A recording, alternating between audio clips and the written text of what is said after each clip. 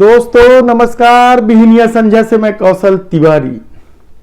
आसमान छूती महंगाई से त्रस्त जनता को राहत देने के बजाय यदि कोई सरकार इस देश को टुकड़े में बेचने के नए नए तरीके अपनाए, अपनी रहीसी बरकरार रखने के लिए आम लोगों की जेब में डाका डालने की कोशिश करे और इस देश के रक्षा, रेलवे, बीएसएनएल सहित कई विभागों की सरकारी जमीनों को बेचने की रणनीति पर काम करे तो इसका क्या मतलब है।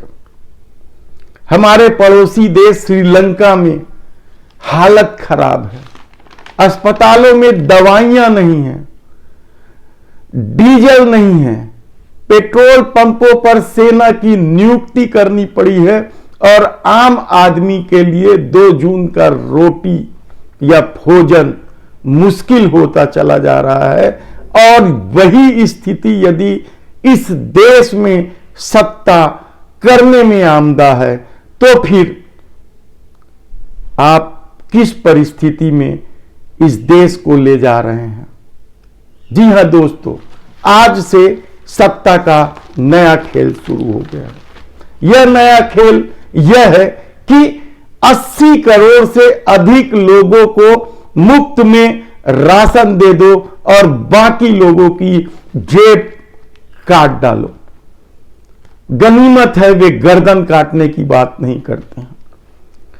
बात होती है गर्दन काटने की। झूठ, अफवाह और नफरत की राजनीति ने इस देश का पिछले 5-6 सालों में जो हाल किया है उसका परिणाम यह है कि अब आम लोगों को जीवन रक्षक दवाइयां भी महंगी दरों पर खरीदनी पड़ेगी। आम लोगों को जिस तरीके से रोजमर्रा की जरूरतों की चीजें महंगी दरों पर खरीदनी पड़ रही है, 2 गुने कीमतों पर खरीदनी पड़ रही है, वह इस देश की परिस्थितियों को बयां करती है और राजनीतिक दलों की या सत्ता की रईसी किस हद तक उनके दिल दिमाग पर चढ़कर बैठा है यह साबित करता है। हालत बद से बदतर होते जा रहा है। आप यकीन नहीं करेंगे कि इस देश की सत्ता ने अपनी राजनीति साधने के लिए इस देश की एकता, सद्भावना, भाईचारे को तो खत्म किया ही है, इस देश की रीढ़ माने जाने वाली सार्वजनिक क्षेत्र की कंपनियों को भी बेच दिया है। 23 कंपनियां बिक चुकी है और 29 सार्वजनिक क्षेत्र की कंपनियां बिकने के लिए कतार में खड़ी है। इसके बाद भी सत्ता की रहीसी जब पूरी नहीं हो रही है तो आप यकीन नहीं करेंगे, हम आज बहुत बड़ा खुलासा कर रहे हैं कि 18 लाख एकड़ सरकारी जमीन मोदी सत्ता बेचने के लिए कतार पर खड़ी कर दी है।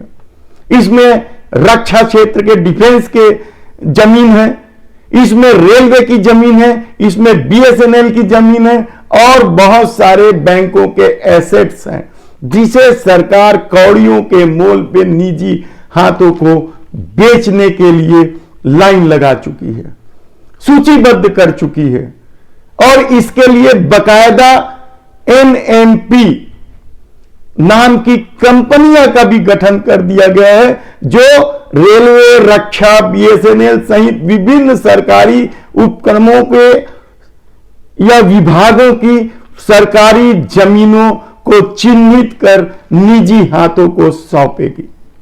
तब सवाल यह है कि क्या सेंट्रल विस्टा इतना जरूरी था? तब सवाल यह है कि क्या सांसदों और विधायकों के पेंशन में कटौती नहीं की जानी चाहिए? तब सवाल यह है कि क्या सांसद और विधायकों के भत्ते में कटौती नहीं करनी चाहिए?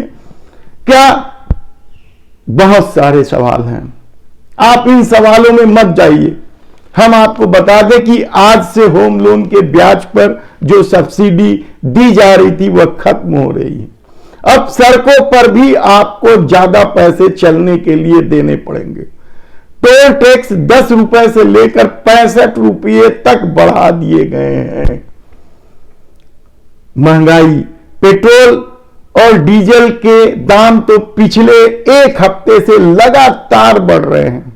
उसकी वजह से दूसरे जरूरत की चीजें जो ट्रांसपोर्टिंग पर डिपेंड है उनकी कीमत भी बढ़ते जा रही है। लेकिन हम विवाद करेंगे कश्मीर फाइल पर, हम विवाद करेंगे हिंदुओं पर, हम विवाद करेंगे राष्ट्रवाद पर।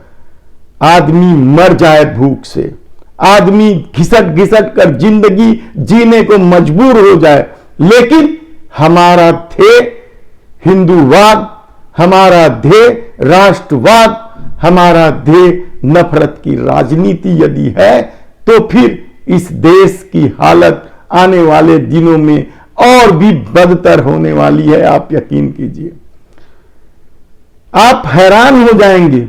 आप पूछ नहीं सकते इस सत्ता से कि आखिर 23 सार्वजनिक कंपनियों का पैसा कहां गया। आप पूछ नहीं सकते कि क्यों आखिर 18 लाख एकड़ सरकारी जमीनों को बेचा जा रहा है। आप पूछ नहीं सकते कि जीवन रक्षक दवाइयों की कीमत क्यों बढ़ाई जा रही है। आप पेट्रोल और डीजल के बढ़ते दर पर भी आप सवाल नहीं कर सकते, क्योंकि सत्ता का हर सवाल का जवाब एक ही है, राष्ट्रवाद, हिंदूवाद और नफरत की राजनीति। विभाजन की जो रेखाएं 1930 में सावरकर ने खींची थी द्विराष्ट्र सिद्धांत लिखकर, वह रेखाएं और गहरी और मोटी की जा रही है।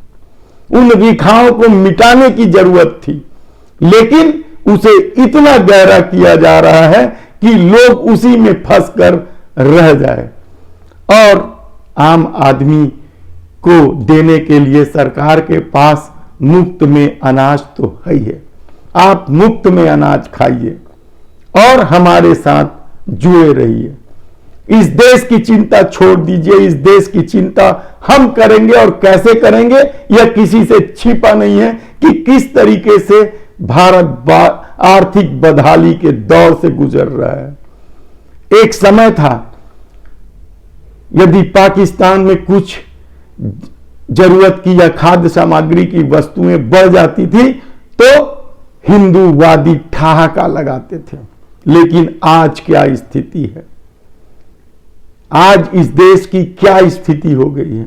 2 सांसद को लेकर तंज कसने की बात करने वाली भाजपा यदि पड़ोसी मुल्कों के गरीबी और बदहाली पर तंज कसती है और हंसी उड़ाती है, तो क्या इस देश की परिस्थिति को उस हद तक ले जाने के लिए सत्ता अपनी रहीसी के लिए क्या कुछ नहीं कर रही है?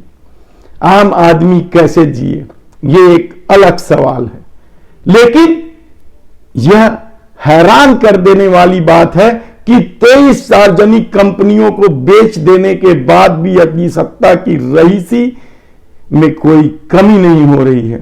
29 सार्वजनिक क्षेत्र की कंपनियों को लाइन लगा देने के बाद सत्ता की रहीसी बरकरार है। और अपनी रहीसी बरकरार करने के लिए यदि सरकारी संस्थाओं के 18 लाख एकड़ जमीन को बेचने के लिए निकाल दिया जाए और उसके बाद भी महंगाई कम न हो, बेरोजगारी कम न हो, आर्थिक बदहाली लगातार जारी रहे, तो फिर इस देश के भविष्य को या उस सत्ता की नीयत पर सवाल उठना जरूरी है। आप यकीन नहीं करेंगे कि किस तरीके से इस देश में 8 लाख भारतीयों ने सिर्फ इसलिए इस देश की नागरिकता छोड़ दी क्योंकि उनके पास पैसे थे। लेकिन वो आदमी कहां जाए जिनके पास पैसे नहीं है?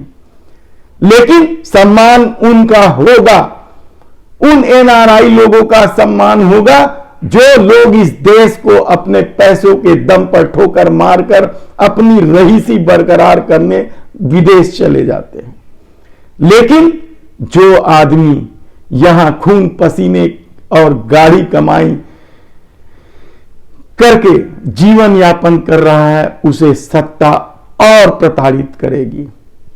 नए नए तरीके से लोगों की जेबें खाली करने के लिए टैक्स लगाएगी, वसूली करेगी। हमने पहले ही कहा था कि इस सत्ता ने अपनी रईसी बरकरार रखने के लिए जिस तरीके से पेट्रोल और डीजल में खून चूसने वाला टैक्स लगाया है, अब जीवन रक्षक दवाओं में भी उसी तरीके का बढ़ोतरी किया जा रहा है। सोचना आपको है।